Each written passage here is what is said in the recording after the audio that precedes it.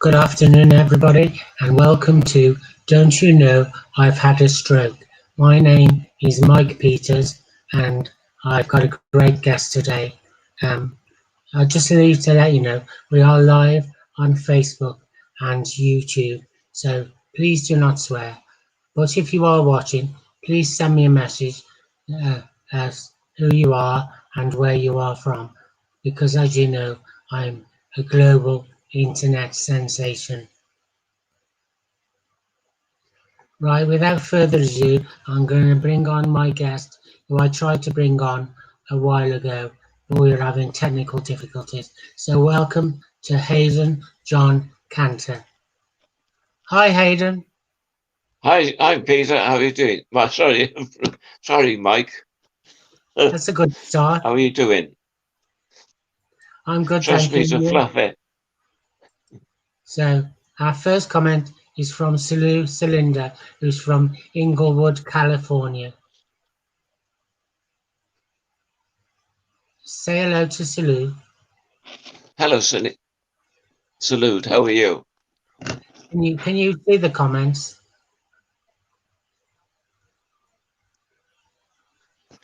So my phone is very small. Don't you know I've had a stroke? Anyway, welcome, Haydn.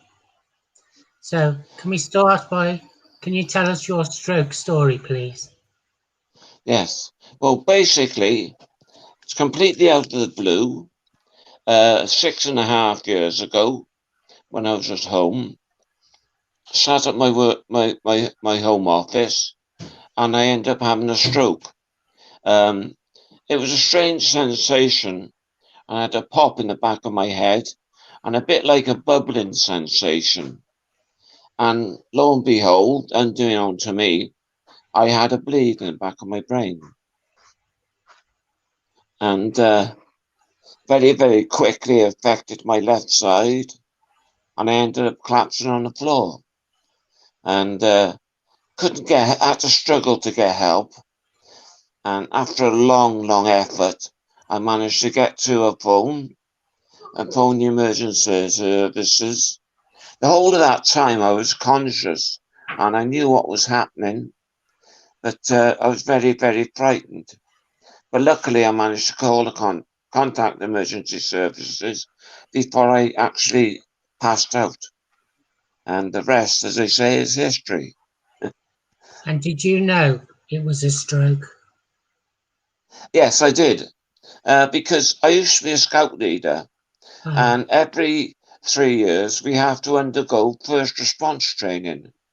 And only a fortnight before, we had our course, and the acronym FAST, F-A-S-T, face, arm, speech, telephone, was in the back of my mind. And very quickly I knew what it was, even though I didn't expect to have a stroke in a million years. No. Because these things do happen without any warning. Especially in my case, I was hypertensive. I had high blood pressure, but I didn't know anything about that. I was always conscious of things like cancer and heart attacks because I wasn't getting any younger. I was 59 at the time, but a stroke never ever entered my mind.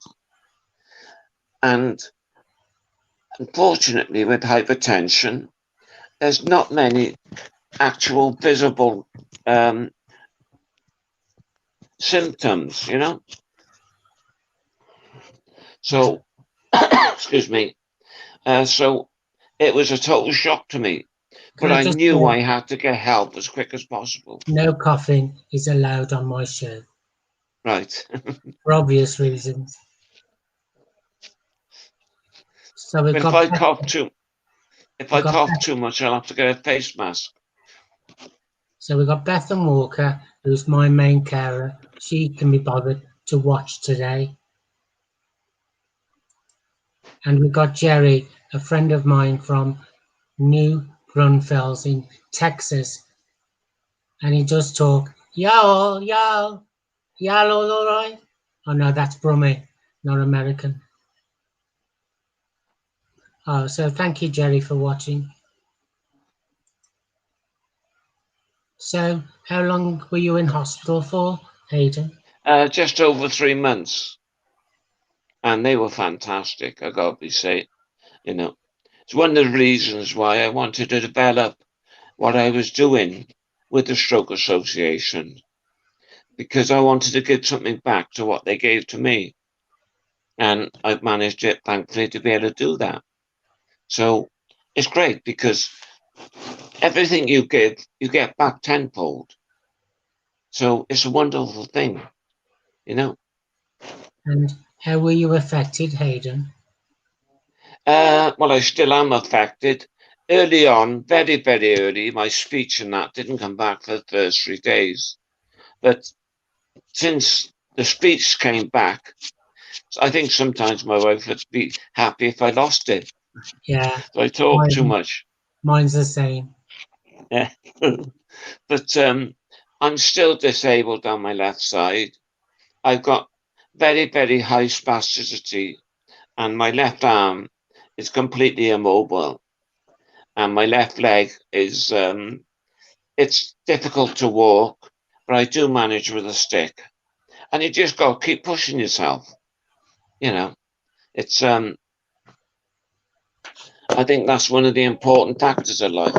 Don't give up. There's always a tomorrow, and if you're there tomorrow, then that's a bonus. So keep cracking on. Tomorrow will be a better day, as Captain Oh yeah, Tom yeah, Moore said. yeah. And it's in your hands to make it better as well.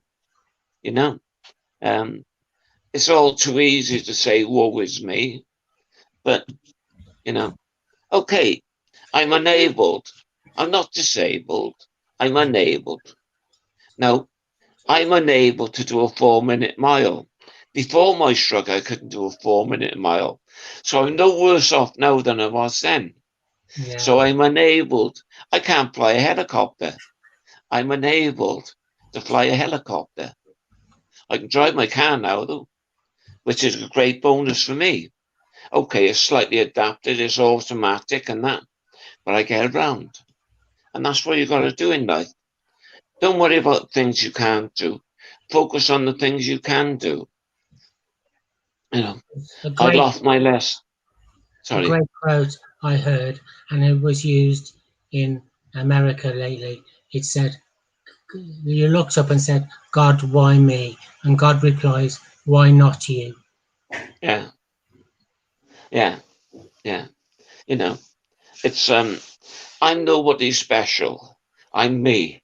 I just get on with my life, and anybody can do what not what I do, but anybody can push their life forward. Yeah, You know, I'm fortunate that I was gifted with my art and craft. I think it's probably because I was a lefty, because more people with left hand dominance are more artistic and that. But then that didn't stop me because the lady I go to a stroke group with, when I said about I used to paint before with my left hand, I can't do it anymore. She said to me, "Well, do it with your right." And I sort of laughed at her and said, "Well," she said, "Well, try. You know, that's what you've got to do in life. You've got to try something different, something new." And I got to buy some decent headphones as well. we'll come on to your art in a minute. But you mentioned Yeah, the Stroke Association about giving yeah, something back. I feel strongly about that as well, which is why I do this. Tell me a bit about the Stroke Association and how you are an ambassador. yeah. Well, the Stroke Association, based in the UK, a charity. They don't get any government help. They work closely with with the actual NHS, and they do a wonderful job because part of the problem is that they don't have a massive purse, Mm, and anything to do with medicine is expensive. But they actually fund an awful lot of research and doctors to try and look into the illness of a stroke. Now, I think one of the reasons why I became a stroke ambassador was I was a bit annoyed after my stroke. I felt, well, why didn't people tell me about high blood pressure and the dangers of stroke? Why didn't they tell me that a 59-year-old has got as much likelihood of having a stroke as anybody else? I thought it was an old people's illness, and it's not. It's getting younger and younger. Children. You get over 200 children every year have strokes. Well, that's crazy. And it's massive. And it doesn't just affect you, it affects your family and all those around you.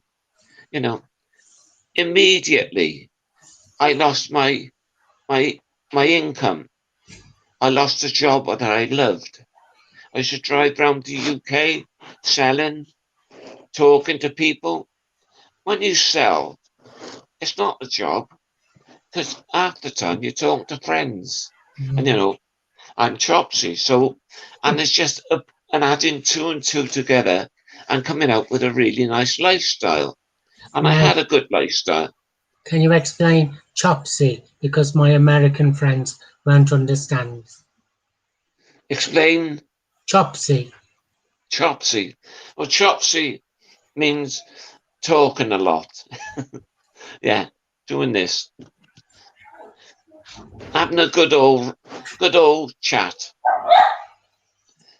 Now, if you're able to talk to people, when years and years back, when I first started in the retail trade, one of my bosses said to me, "You don't sell to people. People don't buy off you. People buy off people. So the more you can talk to people, the more you can relate to what you're doing, and the more you enjoy what you're doing, the higher the chances you have of people buying off you. So if you try to be the big I am or standoffish and that, people are not going to warm to you." So that was a very well learned lesson. So I suppose it's a case really of just taking life as it comes, enjoying what you're doing. And I think it's important to enjoy what you're doing. If you're not enjoying it, then why are you doing it? It could be that you're forced into it financially, then I understand that. But it doesn't mean to say you've got to keep doing it. So Jerry says stroke is not for the weak. Well, a stroke may not be for the weak, but it can make the weak stronger. You know, I um, like when you suddenly, people say to me about what did I think about with the stroke, and you don't think of much. You just get on with life. Now, the hard part is that people say to me, "I don't know how you do certain things," and I don't know why they say it, because I just get on with it. And I'm not a magician. I'm not Superman. You know, it's hard enough trying to get my underpants on the outside. Inside, never will do no on the outside. you manage So, socks yet? I can't do socks. oh yeah, I got socks up to a fine art. Oh, You you'll got have to to give me a lesson. get your hand most of the way in and the right way round. So when you put your hand into it all goes together. But these are all of life's little challenges, Pete, Mike, that that we have to sort of have a go at. And the nice thing is when you've accomplished something, you can smile and think, yeah, I've done that. So build on every little thing. Now, something I speak to a lot of stroke survivors, and I have this rather crazy thing that I say to them. But bear with me, there is a lot of sense behind it. And that is, do you know how to eat an elephant? Come on, Mike, you're a clever man. You must know. Do you know how to eat an elephant? No. No. No? Well, it's quite simple. In bite-sized chunks. Yeah? Now, I liken your stroke to trying to eat an elephant. And the only way we can get over a stroke is to do it bite size, little by little. It's no good giving yourself a challenge which is impossible to achieve. Yeah? Because all you end up doing is being disheartened. And you then become negative. No. If you say to yourself, I'm going to eat the first 4 inches of his trunk today, yeah? And then when you do finish the first 4 inches, you pat yourself on the back and say, right, tomorrow's another day. Now, little by little, you start working your way up. And you'll be saying to yourself, yeah, I'm getting better and better. Quite often people who've had a stroke fail to look back. They're always looking forwards for the what ifs. They don't look back that last month I couldn't do this. I can do it now. And I can do this. So this is what you've got to do with life, is look for the things you can do.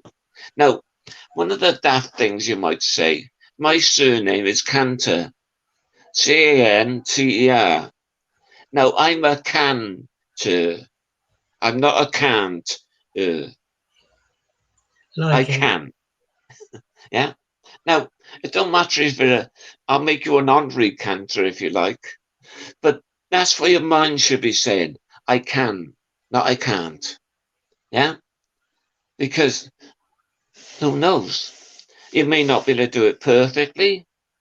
Well, none of us can do perfect. It was a great, I can't remember, I think it was Leonardo da Vinci that once said that when he paints his paintings, they're not perfect. The reason they're not perfect is only God is perfect. Yeah. And he didn't want to beat God.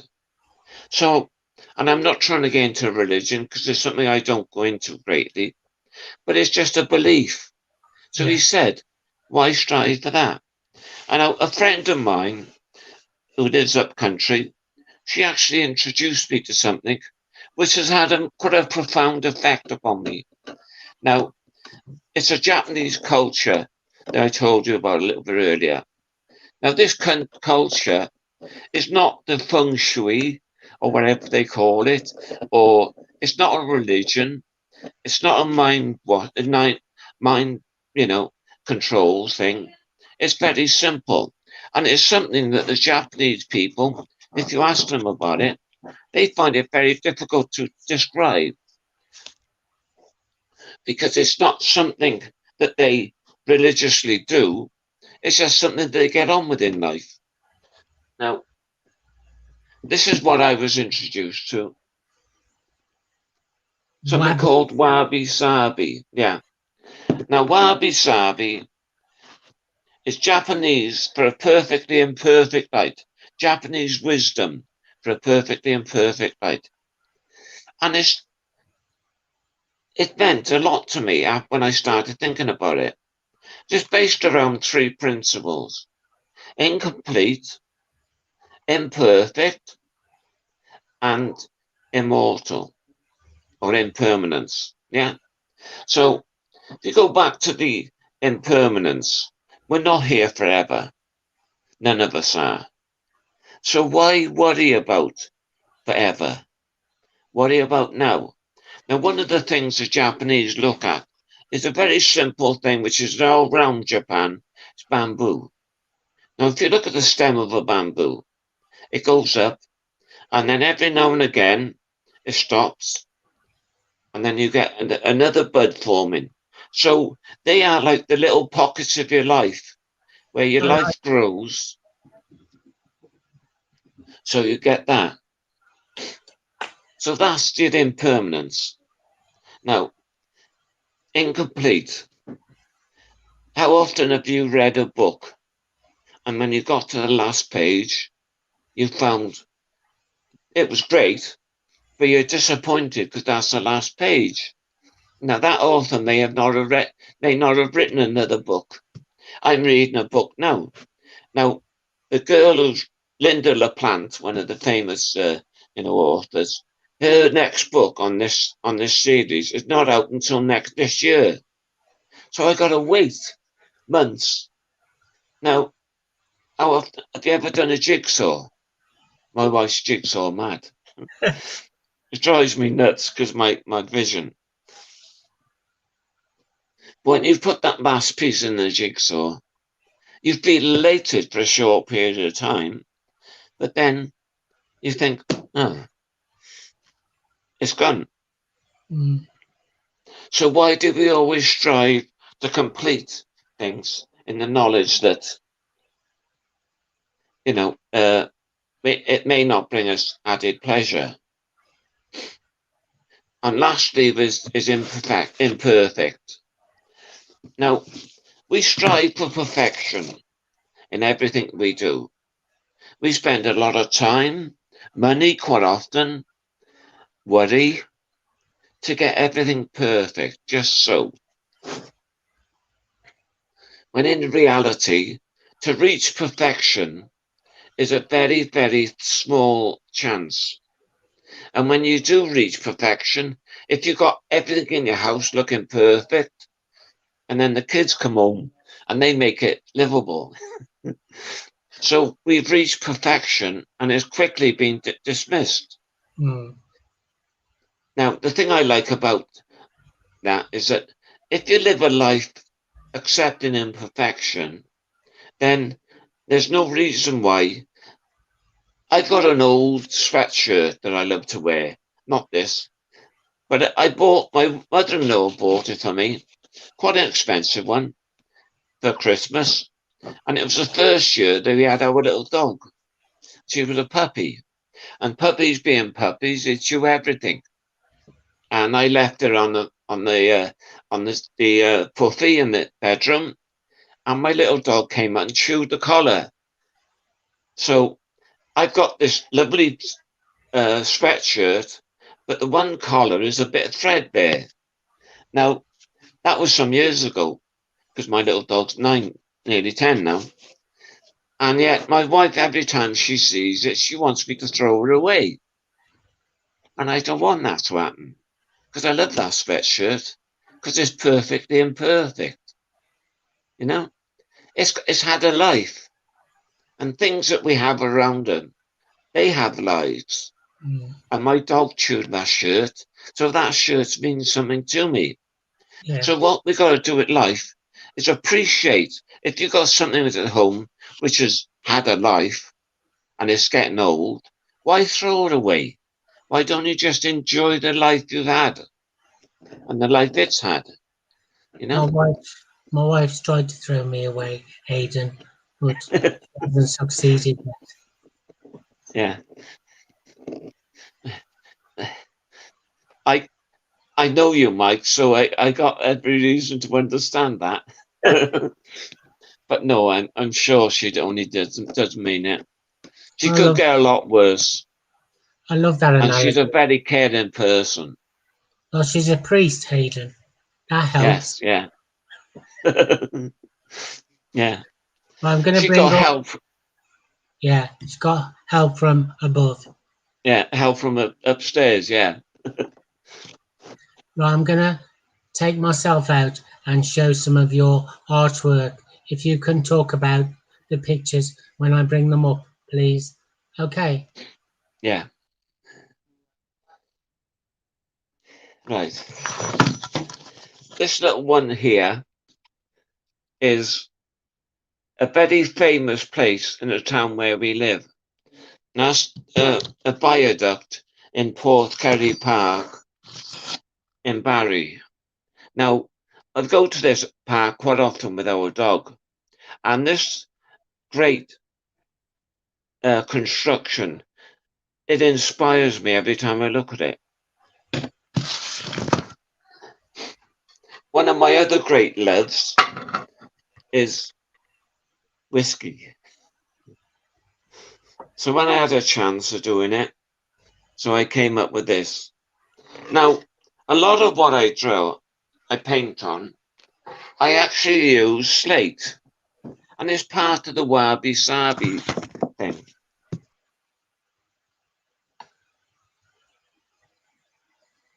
Oh, Haydn's knocked a button, I think. Hopefully he'll be back.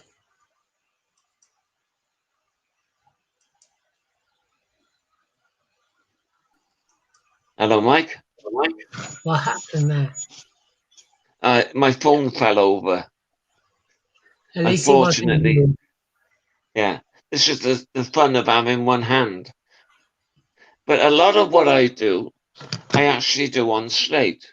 Because slate is a little bit like impermanent. Because it'll break. It's not here forever. But it's imperfect. Now, a lot of these slates, I've had to scrub them down with sandpaper and take algae off them. They used to be on a cottage in Wales, and it's Welsh slate. Now, this is a wonderful material, and I've given it a new life by painting on it. And as my painting develops, so a lot of what I do develops with it. And my most recent form of art has been using Welsh slate, but in doing a sort of a relief on top using a clay. So a lot of what I do now in just outside of Cardiff, we've got a beautiful castle, and it's called Castle Coch in Welsh, or Castle Red, if you want it in English. And this is a picture I did of Castle Coch. Can you see that now? Yeah. So it's like Now what? 3D. Yeah.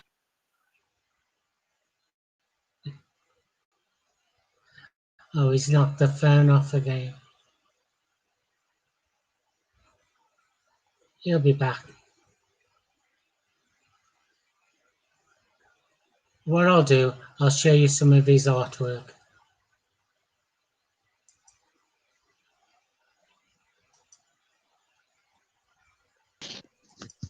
Hello, Mike.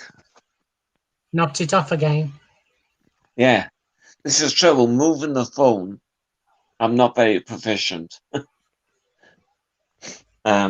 So am I back proper now? Yeah, you're back. Yeah, right. And I just showed last one quickly.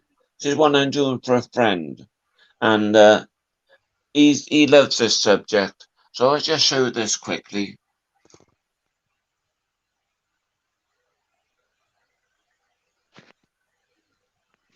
Now again, it's in like a 3D effect, and it's a Lancaster bomber with two Spitfires escorting it home.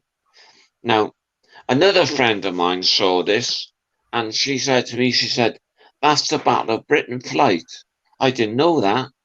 It's just something I picked up on. And I knew my mate would love, because he loves the old World War II planes. And it's just something I thought he might enjoy. So you see, all of these things, you pick up bits of life and just develop them. And that's what I try to do in my life. Just enjoy what I'm doing.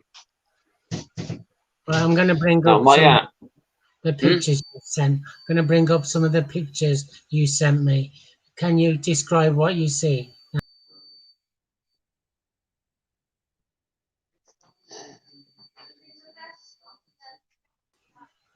No, that didn't work. right, are you there back? Yeah, sorry, I was trying to bring up pictures, but it won't let me. Oh, yes.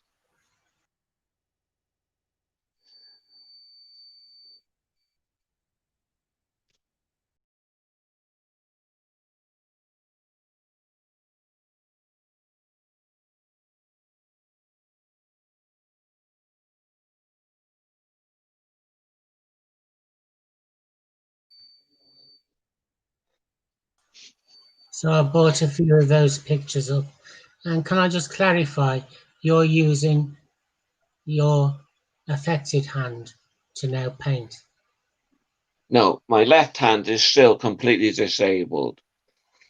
I can only use it as a paperweight. So, but I have taught her a trick. If I point to it and tell it to stay, it does that. So you just got to go forward. And as I say, Stephanie said to me about challenging me to paint. Now, everything I do now, I do with my right hand. Now, if you told me 6, 7 years ago that I'd be able to paint better with my right hand than I do with my left, I would have laughed at you. Not that I was ever brilliant with my left. I was good, but not brilliant. I enjoyed it. I think one of the advantages of having a stroke, if you want to put it that way, is I got time now. When I was completely pre-stroke, I never had time. I was charging up and down the country doing my job, always involved with other young groups and that. I'm going to have to get a 6-inch nail in a minute and fix this. But now I got time, and instead of sitting watching the telly or looking out the window doing nothing, I try to use my time positively. I can talk to other friends, which is wonderful. I can do my art, which is great. And I can read books. Because luckily, I can read books. Now, a lot of people with dysphasia are not able to read books. So I have to accept the fact that I'm definitely going to get a 6-inch nail. I got to accept the fact that, I can do this. Other people can't. Just a quick little story. When I was doing, about 2 years back, when I was doing my recovery, I used to go back and forth to Heath Hospital, which is a big hospital in Cardiff. And it's massive, as a lot of these super hospitals are becoming. Now, I don't know if it was done on purpose, but the physio gym was down the very, very end of a very long corridor. So whether or not it was to make you walk, before you got to the gym, you'd already done a mile or so, I'm sure. So I was going to the gym this one morning, feeling a bit sorry for myself, because God, I'm thinking this corridor, they must have built an extra couple of feet on it every night. It's getting longer and longer. And as I'm looking up the corridor, coming towards me was a guy in a wheelchair smiling. And I'm thinking, God, that poor chap. Because his legs were cut off above the knee. Probably diabetes or some other equally horrible illness. And then I thought to myself, I swore at myself, I gotta be honest, but I won't tell you what I said. Why are you moaning? You are walking up there, up to the gym. He'll never walk up to the gym on his own legs. So I metaphorically give myself a slap and carried on. Okay, thankfully, metaphorical smacks don't hurt anywhere near as much as the real thing does. So I just got on with it. And I think that's what you can quite often do. Not feel sorry for yourself too much and go from there. I think you're amazing, Haydn, and I can't wait because I'm going to be an ambassador as well. So, yeah, ambassadors together. Yeah, you're right. It's good. It's good life because the more you give, the more you get back. You know why they don't pay volunteers? Not because they're worthless, because they're priceless. And you are priceless, mate. And when you become an ambassador, I'll enjoy working with you. So, how are you coping during this pandemic? It's a struggle. Yeah, no two ways about it. Physically, I could get out and go to the gym and go to the hospital to see my friends there. Well, now I'm stuck at home. And the difficulties of being enabled, shall we call it, is that you need to get up and have these challenges. And now it's not safe to do. So my body is starting to not shut down, but every time I try and walk a good distance, it starts telling me, "Oh, I've been doing this for a while." Then the next day, my back will hurt or whatever. but you just have to accept it, you know, and crack on, do something else. Don't dwell on pain. I think there's a therapy called acceptance commitment therapy, because if you dwell on pain, it becomes the center of your life. Whereas if you say, yes, my back is hurting, it's not killing me, but it's hurting, and then you get on with life, that pain no longer means, it doesn't become the center of your universe. And that's important. During my physio, one of them said, pain is just frustration leaving the body. Yeah, exactly. Well, Haydn, we're coming to the end now, and your wife's shouting, so we better go soon. So, can I thank you so much? I'm so proud to know you and proud to become involved with the Stroke Association. Yeah. So, thank you so much, mate, and take My care. pleasure, Pete. And I'll see you soon. Okay, Mike. Take care. Bye. You take care. Bye for now. Take care. Well, thank you, everybody, and I'll be back next Friday. Not sure who with yet, but I will have somebody. So thank you. Stay safe. Take care. Love you loads. Bye.